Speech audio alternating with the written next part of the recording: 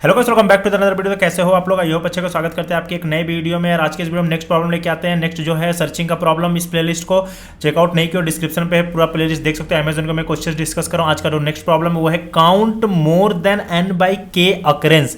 इस टाइप के मैंने क्वेश्चंस पहले डिस्कस कर दिया है इसी प्लेलिस्ट में। आखिर तीसरे दिन या चौथे दिन का प्रॉब्लम, उसमें क्या था, काउंट करना था अकरेंस। जो यहाँ पे n बाई के है, वहाँ पे n बाई 2 था, n बाई 3 था, ऐसे टाइप का क्वेश्चन। यहाँ पे n बाई के है, तो हम लोग उसको एक एल्गोरिथम सॉल्व किए। तो उसका नाम था मोर्स वोटिंग एल्गोरिथम। चेकआउट नहीं किया, डिस्क्रिप्शन पे लिंक मिल जाएगा, जाके उस वीडियो को चेकआउट करना। उससे भी ये भी प्रॉब्लम होगा, लेकिन इस प्रॉब्लम को सॉल्व करने का मैं दो अलग तरीके आप लोग को बताऊंगा। इसमें बोल सकते हो दो तरीके से मैं प्रॉब्लम को सॉल्व करूंगा। सबसे पहले प्रॉब्लम को समझाते हैं क्या कह रहा है प्रॉब्लम हमारे पास एक एरे दिया हुआ है, वो एरे अनसॉर्टेड एरे है और नंबर ऑफ रिपीटेड भी एलिमेंट हो सकते हैं, ठीक है। और एक एन दिया है, एन जो है वो लेंथ ऑफ द एरे है, और दूसरा एक के दिया है, ये के दिया है, के जो है 4 दिया है। तो हमें ऐसे नंबर ऑफ अकरेंस फाइंड करना है जो एरे के एलिमेंट हो जो n बाई के टाइम्स ज़्यादा हो, जैसे n बाई के टाइम। अभी केस में n कितना है, 8 है, डिवाइडेड बाई के करो कितना आएगा, के कितना है 4 है, मतलब जो 2 से ज़्यादा है यहाँ पे। तो अब सोचो 2 से जो ज़्यादा है उसको कैसे करोगे। अब ब्रूट फोर्स सोचो, अब क्या करोगे ब्रूट फोर्स में, सबसे पहले ट्रेवर्स करोगे एरे को ट्रेवर्स करोगे। हमने एरे को ट्रेवर्स करने के लिए क्या करोगे, यहाँ पे आओगे, पहला एरे उठाया, ठीक है। इससे कंपेयर करो क्या इसके इक्वल है, मतलब पहला एरे इसको पिक किया आई, और जे को ट्रेवर्स करोगे, जे क्या इक्वल है, बोलेगा नहीं है, फिर जे यहाँ मूव करेगा, जे इक्वल है, बोलेगा नहीं है, फिर जे यहाँ इक्वल करेगा, क्या इक्वल है, बोलेगा नहीं है, फिर जे यहाँ आएगा, बोलेगा है नहीं है, फिर जे यहाँ आएगा, बोलेगा है नहीं, फिर जे यहाँ आएगा, बोलेगा है हाँ। तो एक काउंटर रखेंगे हम लोग, एक काउंटर रखेंगे। उस काउंटर को इनिशियली क्या कर दो, 1 कर दो। क्यों 1 करने के लिए बोल रहे हैं, क्योंकि एक ये जिस एलिमेंट पर रहेगा उसको काउंट कर ले, ठीक है। चलो एक 1 तो काउंट हो गया। अब इसके पास आया, बोला हाँ यहाँ पे है, तो इसको काउंटर को इंक्रीमेंट कर क्या कर दो, 2 कर दो। फिर काउंटर यहाँ इंक्रीमेंट करके क्या कर दो, 3 कर दो, ठीक है। अब 3 से शुरू होने वाले खत्म हो गए। अब इस काउंटर को क्या करोगे, चेक कर लो। आई के बाद जब फॉर लूप चलाओगे वहाँ पे इस काउंटर को चेक कर लो, क्या मेरा जो काउंटर है वो बड़ा है किससे, n डिवाइडेड बाई के से। अगर बड़ा है तो अगर बड़ा है तो मेरा एक आंसर स्टोर कर लो, एक आंसर रख लो कहीं पे, उस आंसर में क्या कर दो, ऐड कर दो, आंसर प्लस इक्वल टू 1 कर दो। हमें बस यही बताना है कि इस प्रॉब्लम में टोटल कितने ऐसे नंबर ऑफ अकरेंस होंगे जो मतलब n डिवाइडेड बाई के टाइम, मतलब n डिवाइडेड बाई के से ज़्यादा होंगे। चलो एक हमें मिल गया, 3 मिल गया, ठीक है। अगर बस एक ही नहीं हो सकता, अगर 3 होता तो चलो हमें काउंट करने की दूसरा आंसर बनाने की जरूरत नहीं होती, यहीं पर रिटर्न करते हैं। लेकिन ये बोला है कि भाई और बहुत सारे एलिमेंट हो सकते हैं, तो इसके वजह से हमने एक काउंटर बनाया, आंसर में हमने स्टोर कर दिया। अभी के लिए आंसर, चलो अभी के लिए मान के चलो हमारे पास आंसर में एक यहाँ कहीं आंसर मैंने बनाया है, आंसर में 1 आ गया, ठीक है। अब फिर क्या करोगे, अब सेकंड के लिए क्या करोगे, अब सेकंड अगेन स्टार्ट करोगे। कहाँ से स्टार्ट करोगे, सेकंड तुम अगेन यहाँ से स्टार्ट करोगे। आई मेरा यहाँ चलाएगा, ठीक है, ये आई हो गया। अब तुम्हारा जे कहाँ चला जाएगा, जे मेरा स्टार्टिंग से स्टार्ट करोगे यहाँ से, ठीक है। अब क्या दोनों इक्वल है, आई मेरा जे के इक्वल है, बोलेगा नहीं है, फिर जे मूव किया, फिर जे हाँ इक्वल है। काउंटर की वैल्यू क्या हो जाएगी, काउंटर की वैल्यू हम लोग 1 कर देंगे, ठीक है। काउंटर की वैल्यू 1 कर देंगे, ठीक है, काउंटर 1 हो गया। फिर आगे गया, जे है नहीं है, फिर अगर चेक किया इसमें आके का काउंटर मेरा n बाई 2 मतलब 2 से बड़ा है, बोलेगा नहीं है तो चलो इस केस में नहीं मिला, ठीक है। इस केस में नहीं मिला तो चलो वापस आ जाते हैं, बोलेगा कि नहीं मिला। अब आई को फिर अगेन क्या करोगे, इंक्रीज कर दो, आई क्या चला जाएगा, आई मेरा यहाँ हो जाएगा। अब जे यहीं से स्टार्ट करते हैं, फिर क्या इक्वल है, बोलेगा नहीं, जे मेरा इसके इक्वल नहीं है, ठीक है। फिर जे को उठाया, यहाँ पे क्या इसके इक्वल है, बोलेगा नहीं है। फिर जे को उठाया, क्या इसके इक्वल है, बोलेगा हाँ है, ठीक है। अब इसके इक्वल हो गया तो काउंटर 1 कर गया, ठीक है। काउंटर इस केस में क्या हो जाएगा, काउंटर 1 हो जाएगा, ठीक है। काउंटर मेरा 1 हो गया, ठीक है। अब काउंटर जब 1 होगा फिर अगेन आएगा, क्या इसके इक्वल है, बोलेगा नहीं हाँ है। फिर काउंटर इंक्रीज होकर 2 हो जाएगा, फिर यहाँ पे आएगा नहीं है, यहाँ पे आएगा हाँ है, 3 हो जाएगा, ठीक है। काउंटर इंक्रीज 3 हो गया। तो ऐसे करके मतलब ये चेक करते हुए चला जाएगा, ठीक है। इस तरह से आप समझ रहे हो फ्लो कैसे वर्क कर रहा है, ठीक है। लेकिन आपके पास में दिमाग में एक चीज़ प्रॉब्लम हो सकती है। ये तो चलो परफेक्टली वर्क कर रहा है, लेकिन प्रॉब्लम कहाँ पे आएगी पता है, प्रॉब्लम देखो यहाँ पे आएगी। जब आप सोचो पहले आई के लिए चेक कर रहे हो, ठीक है, आई 2 पे था, 2 के लिए चेक किया। चलो फॉर एग्जाम्पल आई यहाँ पे था, जे हमने पूरे जे को ट्रेवर्स किया एरे में, ठीक है, तो हमने 3 काउंट कर लिया, मिल गया। अब सोचो क्या जब आई मेरा यहाँ पे आएगा फिर अगेन जे के लिए ट्रेवर्स करेंगे, जबकि मैंने आई वाले 3 वाले केसेस हैंडल कर चुके थे। तो यहाँ पे एक बार इस 3 के लिए काउंट करेगा कितनी बार हो, इस 2 के लिए हमें मिल गया कि इससे मतलब ज़्यादा है काउंटर से, एक बार इस 3 के लिए भी काउंट कर देगा, एक बार इस 3 के लिए भी काउंट कर देगा, समझ रहे हो। तो हमें क्या करना होगा, बोलेगा नहीं भाई ऐसे नहीं, हमें तो उसके बाद एक हेडसेट रखना होगा, कुछ ऐसा स्टोर करना होगा ना भाई कि हमें ऐसा स्टोर करना है जिस एलिमेंट को हम ट्रेवर्स करें उसको उसमें मतलब उसको स्टोर कर ले। जैसे देखो हमने 3 ट्रेवर्स किया, 3 को कहीं स्टोर कर लिया, ठीक है।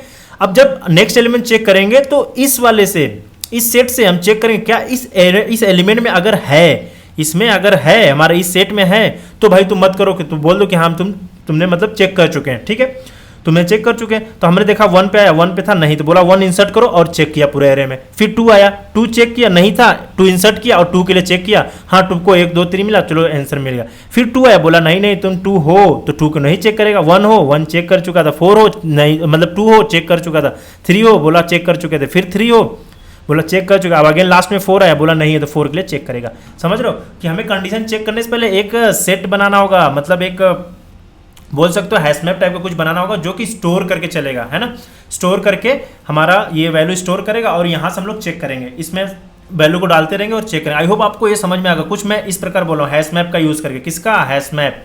ये बेसिकली हैश मैप ही तो कर रहे हैं हम लोग।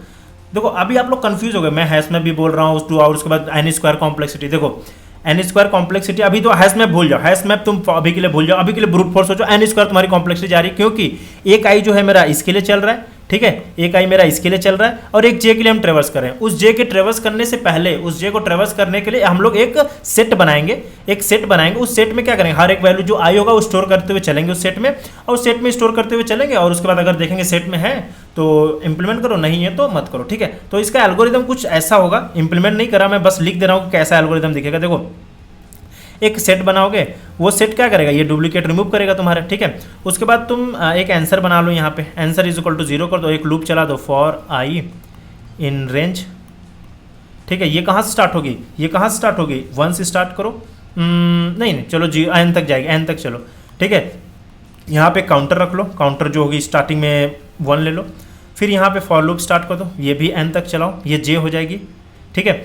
अब हमने क्या बोला कि यहाँ पे चेक कर लो, if array of I equal to array of J, ऐसा कुछ होगा, मतलब एग्जैक्ट कोड नहीं लिख रहा, मतलब ऐसा कुछ अगर ये है, ठीक है, ये है तो और एक केस और क्या चेक करोगे, मेरा array of I not in S, ठीक है। अब यहाँ पे क्या कर दो तुम, जब हम लोग काउंटर में, जब यहाँ पे काउंटर 1 होगा, इस जब जैसे ही एक आई के पास आया, आई मिल गया, अब जैसे ही जे के पास जाओगे यहाँ पे क्या कर दो, यहाँ पे क्या कर दो, एस में ऐड करते हुए चल जाओ, किसको, एरे ऑफ आई को। सबसे पहले आया, सबसे पहले एरे ऑफ आई में क्या ऐड हो गया होगा, सबसे पहले एरे ऑफ आई में हमारा कुछ ऐड हो गया होगा, ठीक है।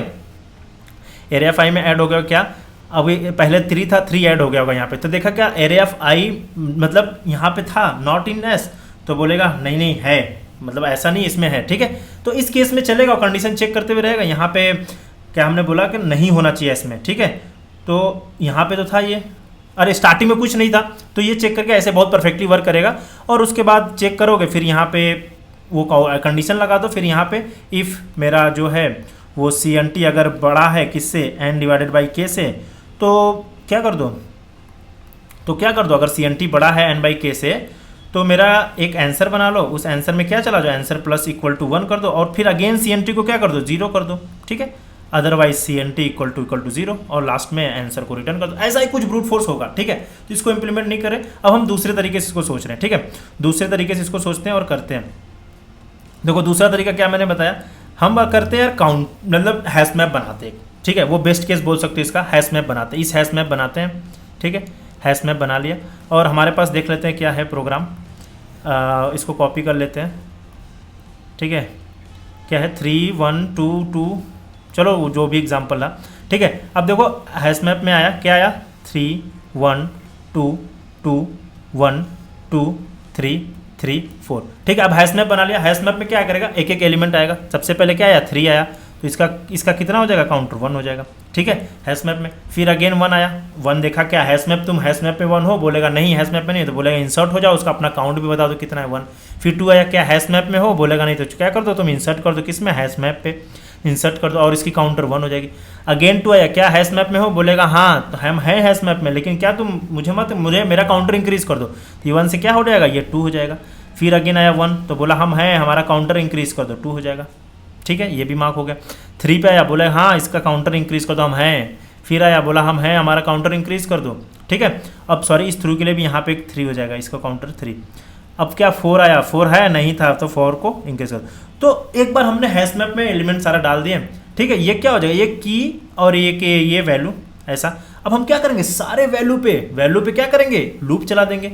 और वो लूप चला देंगे किस पे, वैल्यू पे। और क्या चेक कर लेंगे कि अगर जिसकी वैल्यू क्या होना चाहिए, n डिवाइडेड बाई के से जिसकी वैल्यू बड़ी हो, मतलब जिसकी वैल्यू n डिवाइडेड बाई के से बड़ी हो, वो मेरा आंसर हो जाएगा, ठीक है। जैसे यहाँ पे 3 आया, क्या वो बड़ी है n डिवाइडेड बाई किससे, n डिवाइडेड बाई के से, तो जो भी होगा वो मेरा, उसके बाद यहाँ पे एक आंसर रख लेंगे, उसमें स्टोर करते हुए जाएंगे कितनी वैल्यू, तो इस वे में मिल जाएगा, ठीक है। अगर हम इसकी एल्गोरिदम की बात करें तो कुछ ऐसा इसका एल्गोरिदम वर्क करेगा। इसका एल्गोरिदम कैसे वर्क करेगा, देखो हमने क्या बताया, एक हैश मैप बनाते हैं, ठीक है, एक डिक्शनरी या फिर कुछ भी बना लो। तो हमने एक डिक्शनरी बना लिया, यहाँ पे की और वैल्यू स्टोर करेगा।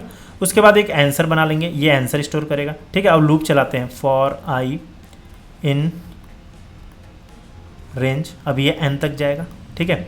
हमने क्या बोला, इफ़ मेरा array of I in S, ठीक है। तो क्या कर दो तुम, बस सीधे एरे ऑफ आई को प्लस इक्वल टू 1 कर दो, ठीक है। अदरवाइज क्या कर दो, S of array of I equal to 1 कर दो। सिंपली यही बोला ना। अब उसके बाद चलो हमने ये एल्गोरिथम लिख लिया, ये वैल्यू इंसर्ट हो गई मेरी किस में, हैश मैप में। हैश मैप एक बार इंसर्ट होगी। अब हम क्या करेंगे, हैश मैप को ट्रैवर्स करेंगे, किसके लिए, काउंट करने के लिए। क्या काउंट करेंगे, if for I in hash map में, कि हम चेक करेंगे कि हमारा एलिमेंट कौन सा एलिमेंट जो है वो हमारे n डिवाइडेड बाई के से बड़ी है। उसके लिए क्या करोगे, यहाँ पे सीधे लिख दो, इफ़ मेरा एस ऑफ आई अगर बड़ा है किससे, n डिवाइडेड बाई के से, बस बड़ा है तो क्या कर दो, एक आंसर जो next answer plus equal to 1 कर दो, बस सिंपली। और लास्ट में क्या कर दो, आंसर को रिटर्न कर दो, ठीक है। एक तरीका ही हो गया। अब ये ब्रूट फोर्स, अभी इसको इंप्लीमेंट भी करेंगे हम आप लोगों के सामने। ये ब्रूट फोर्स हो गया, ये किसका यूज़ किया हम लोगों ने यूज़ किया हैश मैप का। किसका, हैश मैप, ठीक है। तो हैश मैप से यूज़ करके हम लोगों ने इस प्रॉब्लम को सॉल्व किया। कॉम्प्लेक्सिटी, टाइम कॉम्प्लेक्सिटी डिस्कस करें। देखो टाइम कॉम्प्लेक्सिटी डिस्कस करेंगे तो हमने कितनी बार लूप चला, एक लूप चला किसके लिए, हैश मैप में वैल्यू इंसर्ट करने की कॉम्प्लेक्सिटी होती है log n में हैश मैप में वैल्यू इंसर्ट हो जाती है, ठीक है, log n। और हमने पूरा n तक जाए तो क्या हम बोल सकते हैं इसकी complexity big O of n लगी, ठीक है। और हम लोगों ने स्पेस बनाया, ठीक है। एक हैश मैप में एक सेट बनाया ना, उस सेट में कितनी वैल्यू हो सकती है। वर्स्ट केस में सोचो हमारे पास 1 2 3 4 5 6 ऑल यूनिक एलिमेंट होते, तो हमको हैश मैप में सारा एलिमेंट डालना पड़ता, हर के लिए ट्रेवर्स करना पड़ता, ठीक है। तो वर्स्ट केस में स्पेस कॉम्प्लेक्सिटी भी कितनी लगी, बिग O ऑफ n। तो फाइनली आउटपुट कितने हो गए, O of n time complexity plus space complexity big O of n, ठीक है। दोनों ये लगी। तो इससे ऑप्टिमाइज केस हमें नहीं लगता होगा, तो इसको यार दो तरीके से कर सकते हैं, ठीक है। अभी इसको इंप्लीमेंट करते हैं, फिर एक और तरीका बताते हैं। चलो यार एक ना मैं पिछले वाले का प्रोग्राम और इसका वो नहीं बता पाया आप लोग को, टाइम कॉम्प्लेक्सिटी जो ये बेसिक से थोड़ा इसका टाइम कॉम्प्लेक्सिटी कितना लगेगा। देखो सिंपली ये दो नेस्टेड लूप चल रहा है तो n big O of n square तो लगा ही लगा, ठीक है, n स्क्वायर लगा। अब टाइम कॉम्प्लेक्सिटी कितनी लगी, sorry time complexity n square लगी। अब स्पेस कॉम्प्लेक्सिटी क्या लगी है, हाँ ऑब्वियसली स्पेस लगेगी बिग O ऑफ n। ये क्यों लगेगी, क्योंकि वो एलिमेंट को चेक करेगा, किसमें चेक करेगा, हमारे सेट में। ऑलमोस्ट देखोगे तो ये दोनों ऐसे ही हैश मैप टाइप का ही वर्क कर रहा है। तो और इतना लगा इसके कॉम्प्लेक्सिटी, अगर n स्क्वायर प्लस ये लगा तो ये तो बेटर है नहीं, इंटरव्यू बोलेगा भाई ऑप्टिमाइज करो, तो इससे बेटर तो हमारा हैश मैप का यूज करके हम लोग इसको कर सकते हैं, जो कि ये है। अब यार एक तरीके और है, अगर पाइथन यूजर हो या फिर आप लोग तो काउंटर का यूज करके कर सकते। काउंटर क्या करता है, बेसिकली काउंटर जो करता है एक इनबिल्ट फंक्शन होता है पाइथन में, उस टाइम कॉम्प्लेक्सिटी में कोई फर्क नहीं आएगा, टाइम कॉम्प्लेक्सिटी यही लगेगा, ठीक है। बस एक जनरल रीजन में बता रहा हूँ, पाइथन में क्या करता है, काउंटर इनबिल्ट फंक्शन होता है, उस काउंटर का यूज करो, काउंट कर लो वैल्यू को। पाइथन वाले भी कर सकते हैं शायद अनऑर्डर्ड मैप यूज करके, सॉरी C++ वाले अनऑर्डर्ड। तो पाइथन में काउंटर क्या करेगा, बस सिंपली आप लोगों को काउंटर लिखना हो, काउंटर में एरे को डाल दोगे तो वो सीधे ऐसे दे देगा कि 3 कितनी बार है, 3 बार है, 2 कितनी बार है, 3 बार है, 1 कितनी बार है, 1 बार है, 4 कितनी बार है, 1 बार। बस ये कर दिया, बस एक बार सीधे इनबिल्ट फंक्शन काउंटर लिखो, काउंटर देगा, फिर उसके बाद एक लूप चला के ये वैल्यू सारे काउंट, इस पे लूप चला दो, इसके वैल्यू पे लूप चला के वैल्यू काउंट कर लो। अभी मैं दोनों तरीकों को इंप्लीमेंट करता हूँ और आप लोग के सामने दिखाता हूँ। देखो हमने सबसे पहले क्या बताया, सबसे पहले हैश मैप वाले वैल्यू को आप लोग इंपोर्ट करता हूँ। तो हमने एक हैश बनाया, ठीक है, हैश सेट बनाया, ठीक है। उसमें क्या किया कि अब एक आंसर रख लिया, आंसर हमारी स्टार्टिंग में 0 हो गया पॉइंट, तो एक लूप चला दिया फॉर आई इन रेंज कहाँ तक जाएगी, n तक जाएगी, ठीक है। अब ये किसके लिए, ये वैल्यू हैश मैप में वैल्यू इंसर्ट कर रहे हैं हम लोग, ठीक है। तो हमने बोला इफ एरे ऑफ आई, ठीक है, array of I in S, ठीक है। अब देखो एस में हमारे पास अभी कुछ नहीं है, अगर एस में है, ठीक है, अगर एस में है तो क्या कर दो, हमारी वैल्यू को क्या कर दो, एस के एरे के आई से, ठीक है, उसमें क्या कर दो 1 ऐड कर दो। अगर हमने पहली बार वैल्यू अगर कुछ नहीं है तो नहीं करेंगे। अगर वैल्यू सोचो यहाँ पे 3 आई थी, पहली बार 3 आई तो हम लोग 3 का काउंटर बढ़ा दिए थे। अब जब यहाँ पे 3 है ही नहीं, 3 है ही नहीं तो पहले यहाँ पे क्या बोला, if array of I in S, S में है, जब एस में रहा समझो 3, अब आगे ट्रेवर्स किया होगा, मतलब ये लूप चला होगा आगे तक। यहाँ पे आप लोग देखो जब ये लूप बढ़ा होगा आगे, मैं बता देता हूँ, हाँ ये जब 3 इस सेकंड वाले 3 के पास गया वो देखोगा हाँ हमारे में है सेट में तुम थे, तो क्या करो बस एक इंक्रीज कर दो, उसका वैल्यू को इंक्रीज कर दो। तो यही मैंने किया, अगर तुम एस में हो तो इसके बस वैल्यू को क्या कर दो, एक इंक्रीज कर दो, पॉइंट एक इंक्रीज कर दो। अदरवाइज तुम सिंपली क्या कर दो, सिंपली बस इसमें एरे ऑफ आई में 1 कर दो, 1 इक्वल टू 1 कर दो, पॉइंट 1 कर दो, ठीक है, बस ये था। अब वैल्यू हमारी सारी इंसर्ट हो गई है एस मैप में। अब क्या करो, फॉर आई इन एस ट्रेवर्स करो और फाइंड करो कि क्या हमारी की जो है, जब if S of I, sorry S if I, sorry for I in, हाँ एस ऑफ आई बड़ा है किससे, एन डिवाइडेड बाई के से, ठीक है, बड़ा है तो क्या कर दो, आंसर प्लस इक्वल टू 1 कर दो और रिटर्न कर दो क्या आंसर। तो देखो ये सिंपली ये बहुत परफेक्टली वर्क करेगा। तो आई होप ये वर्क करना चाहिए। तो let's see, okay N is not defined, okay यहाँ पे कैपिटल एन लिया है हमने, यहाँ पे स्मॉल एन होगा, तो ऑब्वियसली बहुत परफेक्टली वर्क करेगा। तो देख सकते हो बहुत परफेक्टली वर्क कर रहा है। सबमिट पे क्लिक करते हैं, सबमिट करते हैं तो सबमिट हो जाता है। तो मैं आपको इसका सेकंड केस भी आप लोगों के सामने मैं डिस्कस, देख सकते हो सक्सेसफुल सबमिट हो गया। अब आपका नेक्स्ट जो मैंने बताया था काउंटर का यूज करके, तो उसके लिए सबसे पहले यार इंपोर्ट करना होगा, इंपोर्ट सॉरी क्या करना होगा, from collection import counter, COUNTR counter, ठीक है, काउंटर इंपोर्ट कर लिया। अब क्या करोगे, पाइथन यूजर के लिए है, ठीक है, पाइथन यूजर के लिए इंपोर्ट कर लिया। अब इंपोर्ट करने के बाद तुम क्या लिखो, काउंट, काउंट, काउंट किसको करना है, काउंटर को, COUNT काउंटर, क्या एरे, एरे काउंट हो गया, ठीक है, बहुत परफेक्टली। अब काउंटर जब हमारे पास काउंट हो गया, मतलब ये आउटपुट इसका कुछ इस फॉर्म में होगा कि 3 मेरा 3 टाइम हो गया, ठीक है, और कॉमा 2 मेरा समथिंग टाइम हो गया, तो ऐसा करके आ गया। अब इसमें क्या करूँ, लूप चला दो, फॉर आई मतलब फॉर मतलब की, और की ले लो, चलो आई ले लेते हैं, और जे, ये होगा एक की और एक वैल्यू इन, फॉर की वैल्यू इन किस में हो जाए, किस में, काउंट में, काउंट में, ठीक है, डॉट आइटम्स, ठीक है, ये हो जाए। तो हमने बोला ये पहला की था, हमें की नहीं चाहिए, हमें इसका वैल्यू टेस्ट चेक करना है, ठीक है। तो हम लोग यहाँ पे क्या लूप चलाएंगे, इफ जिसका जे बड़ा है किससे, एन डिवाइडेड बाई के से, ठीक है, तो क्या कर दो, answer is plus equal to 1 कर दो और रिटर्न क्या कर दो, रिटर्न क्या कर दो, आंसर। अब यहाँ पे हमें डिफाइन भी करना होगा आंसर को, आंसर इज इक्वल टू 0। तो ये है इनबिल्ट फंक्शन का यूज करके अनऑर्डर्ड मैप भी यूज कर सकते हो C++ यूजर वाले। तो देख सकते हैं बहुत परफेक्टली वर्क करेगा। तो इसको सबमिट पे क्लिक करते हैं, सबमिट भी हो जाता है। तो देख सकते हैं सक्सेसफुल सबमिट हो गया। तो ठीक है, वीडियो कैसे लगी कमेंट सेक्शन में कमेंट जरूर करें, अच्छे लगे तो लाइक करिए, शेयर करिए, सब्सक्राइब करिए। बाकी ऐसे लेटेस्ट वीडियो के लिए DYBSubham चैनल को फॉलो कर लीजिए। बाकी कल मिलेंगे आप लोग से, तब तक के लिए बाय बाय।